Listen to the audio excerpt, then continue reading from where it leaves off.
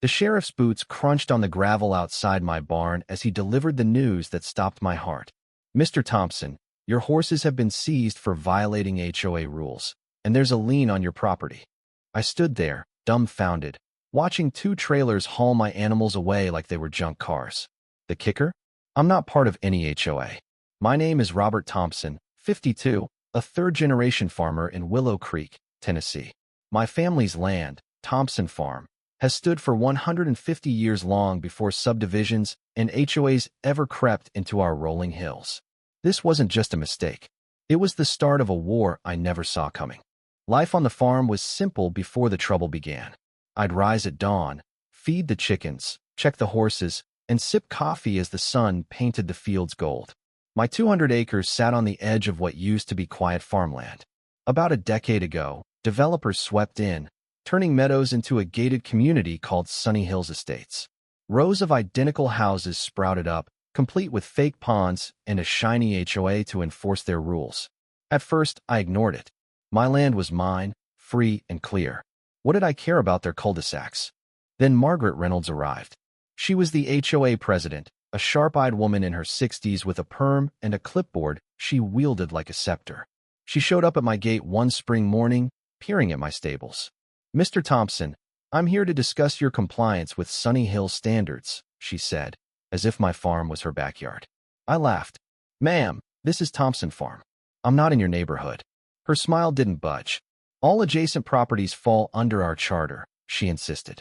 I told her she was mistaken and sent her on her way. The letters started a week later. Official Sunny Hills HOA stationery, citing unapproved structures like my barn, excess livestock, and even my weathered split-rail fence.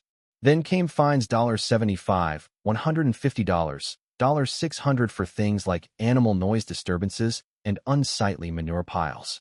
I tossed them in a drawer, figuring it was a bluff. My friend Hank, who runs the local feed store, agreed. "They're barking up the wrong tree, Rob. You ain't in their club." But then the county notified me of a $12,000 lien on my farm. The HOA had claimed my land was annexed into their development due to a supposed boundary error without my consent. 3 weeks later, I woke to strangers in my pasture, snapping photos of my horses. They claimed to be from Southern Animal Control, acting on an HOA directive to seize unauthorized livestock. By noon, a trailer rolled in, and they herded my horses away with prods. I pleaded with the sheriff, showing him my deed and tax records. He just shrugged. "Take it up with the HOA, sir." Margaret watched from her SUV, sipping sweet tea, a smug grin on her face. "You were warned, Mr. Thompson," she called. That's when I saw the for sale sign at the edge of my property, planted by Sunny Hills Realty Group. They weren't just finding meth, he wanted my land. The final blow came when I found my water pump locked with a red sticker. Condemned by HOA order. They claimed my well was contaminated, backed by a private lab's report. The county said it'd take 2 months to resolve. No water, no horses, a lien choking my farm. I was being strangled.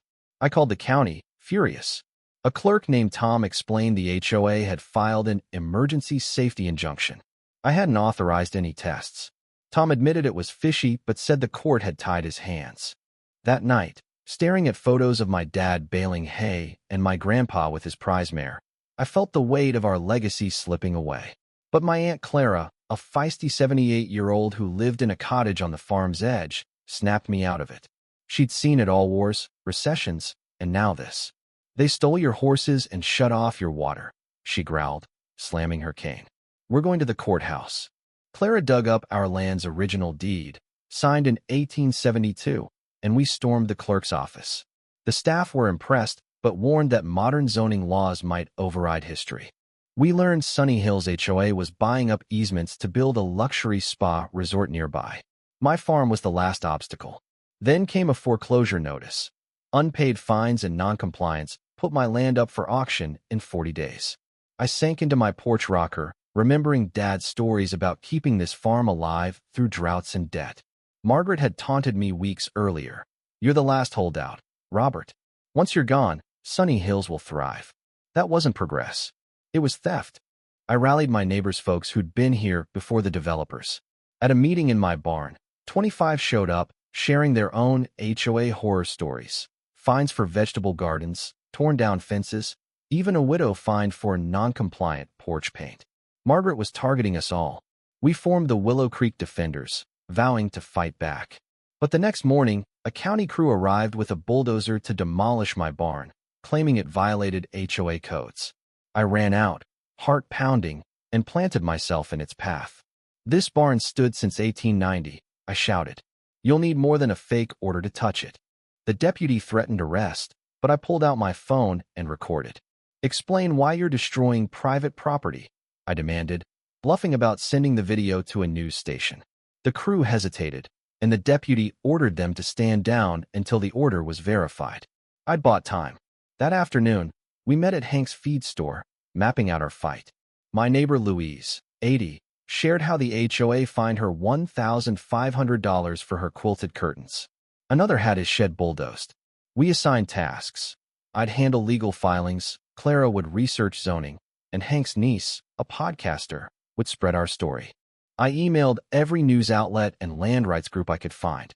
A reporter, Sarah Mitchell from WTVN News, responded, visiting the farm to film the locked pump and scuff marks where my horses were taken. When Margaret drove by in her HOA-branded SUV, Sarah asked for a comment. "You're trespassing," Margaret snapped. Sarah's story, "Historic Farm Under Siege by HOA," aired the next day, going viral. Lawyers and historians reached out, one suggesting my barn could be a protected landmark. The HOA hit back with a cease and desist order, accusing me of unauthorized gatherings and threatening property seizure. Margaret filed a restraining order, claiming I'd threatened her. The court date was 2 days away. Clara handed me a USB drive with real water test results. Me well was clean. "I know people," she winked. But trouble didn't stop. Hank's sister, Mary, called in tears. The HOA had flattened Louise's herb garden, calling it unsightly. I raced over, finding Louise, frail but defiant, guarding her last rosemary bush. Margaret lounged in her SUV, directing the bulldozer. I stepped in its path, recording. "This is private land," I yelled. "Shut it down, or this video goes viral." The driver stopped, and a crowd gathered, neighbors, and even some Sunny Hills residents, fed up with the HOA's tyranny. Margaret fled, hissing, "You'll regret this." I spent the next day compiling evidence, deeds, photos of Louise's ruined garden, and Clara's water report. At the court hearing, Sarah presented her footage, and I spoke calmly. "This isn't just my farm. It's every family bullied by a group with no legal power." The judge ruled the HOA had no authority over my land, lifted the lien, and referred Margaret for fraud and trespassing charges. She stormed out, raging about cleaning up the community. That night, my barn burned. Firefighters called it an electrical fault, but the barn had no wiring, just hay and tools. I knew it was arson. Clara arrived at dawn, nodding at the ashes. She lost in court, so she's hitting below the belt. But the town rallied. Hank brought fencing, Louise shared seedlings, and kids hauled lumber. By dusk, we'd rebuilt part of the barn. I noticed an SUV watching us, but I waved, and it sped off. A man from the Tennessee Attorney General's office, David Carter, visited. My story had reached Nashville, and they were investigating HOAs for illegal liens and fraud. Margaret was already flagged, but my case had hard proof. Then came a bombshell. Margaret's son, Nathan, had forged my late father's signature to transfer my East Field to Green Valley Partners, a developer planning a golf resort. They'd break ground in 3 days. At 3 a.m., I found my truck tires slashed and a gutted fish on my gate with a note, "Back off, or it's the house." The sheriff took photos but made no promises. In court, I presented proof of the forgery, including a trail camera shot of Nathan stealing documents from my office. The judge froze the land transfer and threatened Nathan's arrest. But when I got home, Clara was bloodied from chasing off an intruder by the barn. She'd hit him with a rake and grabbed his phone, revealing photos of our homes and meetings. They'd been spying. I sent everything to Sarah, whose report, "The Farm Fight, Fraud and Fire," went national. Senators demanded action, and Nathan vanished. But Green Valley had sold my field to a resort developer, set to bulldoze the next day. At dawn, we formed a human wall, farmers, neighbors, and volunteers from Knoxville, inspired by Sarah's story. Hank blocked the road with his trailer, and Louise held a sign, "Our land stays." Sarah filmed as bulldozers approached with Green Valley's lawyer, Paul Grayson, claiming a federal order to build. The sheriff checked their papers, signed by Nathan. "He's wanted for forgery," I said. Grayson smirked, citing a federal loophole.